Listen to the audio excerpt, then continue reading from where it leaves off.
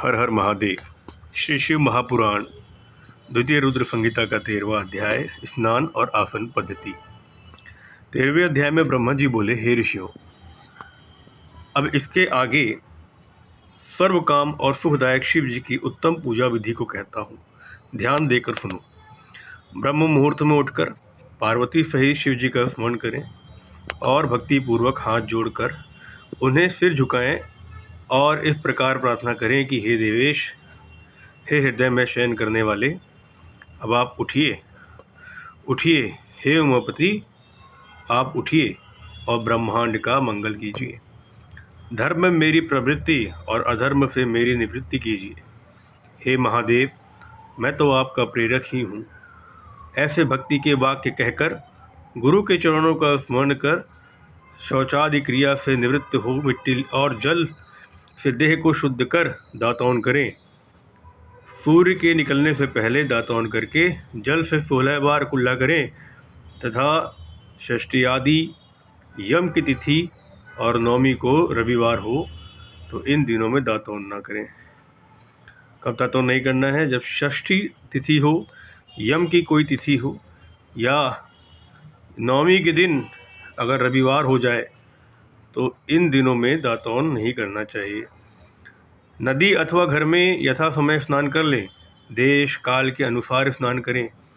रविवार, श्राद्ध, संक्रांति तथा ग्रहण, महादान और तीर्थ तथा व्रत के दिन गर्म जल से स्नान ना करें तथा अपवित्र होने पर भी गर्म जल से ना नहाएं। कब कब कहा गया है? रविवार के दिन, श्राद्ध के दिन, संक्रांति के दिन, जब कभी कोई ग्रहण लग जाए, कुछ महादान का दिन हो और तीर्थ हो तथा व्रत का दिन हो तो गर्म जल से स्नान नहीं करना चाहिए। व्रतों में भी गर्म जल से स्नान नहीं करना चाहिए, नहीं तो उसका फल नहीं मिलता।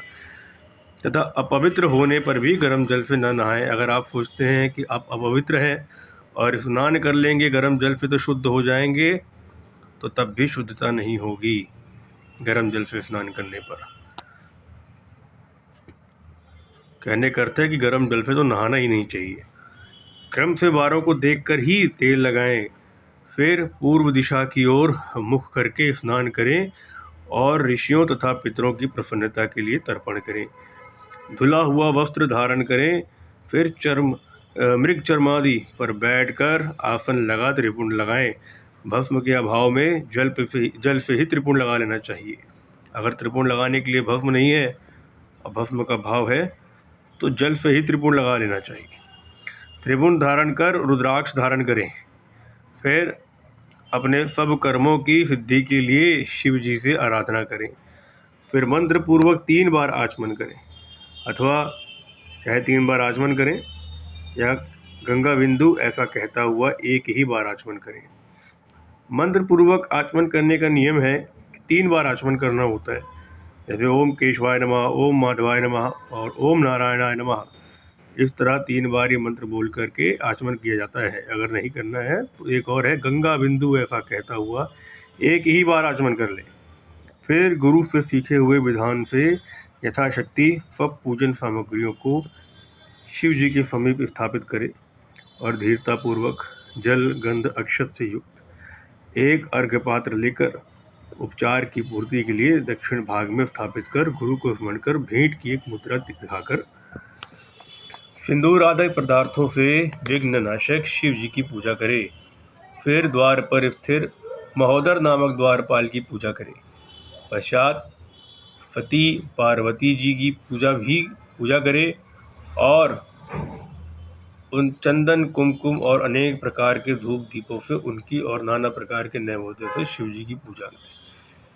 इस प्रकार गुरु मुख से और भी जो बहुत सी पद्धतियाँ और पूजा के प्रकार हैं, सीख कर वेद मंत्रों से शिव जी को स्नान कराकर उनकी पूजा करें। गुरु के उपदिष्ट मार्ग से मंत्र का उच्चारण कर यथासंख्य और यथाज्ञान मंत्र विधि करें। नाना प्रकार के स्रोतों से प्रीतिपूर्वक वृषध्वज शिव जी की स्तुति करें। फिर धीरे धीरे शिव की परिक्रमा करें। फिर साष्टांग दंडवत कर इस मंत्र से भक्ति पूर्वक पुष्पांजलि अर्पित करें और कहें कि हे शिव जी, मैंने ज्ञान से अथवा अज्ञान से आपकी जो कुछ भी पूजा की है वह सब आपकी कृपा से सफल हो। हे शिव जी, मेरे प्राण और चित्त सदा आप में ही है। हे गौरीश, हे भूतनाथ, मुझ पर प्रसन्न होइए। हे प्रभु, मैं आपकी शरण में हूँ। ऐसा कहकर पुष्पांजलि अर्पित करें और कहें कि हे प्रभु, अब आप अपने परिवार के सहित अपने स्थान को जाइए और हे नाथ, मेरी पूजा के समय फिर आप इसी स्थान पर आ जाइएगा। इस प्रकार भक्तवत्सल भगवान शंकर जी को बहुत प्रार्थना कर अपने हृदय में विसर्जन करें और उनके जल को शिरोधार्य करें।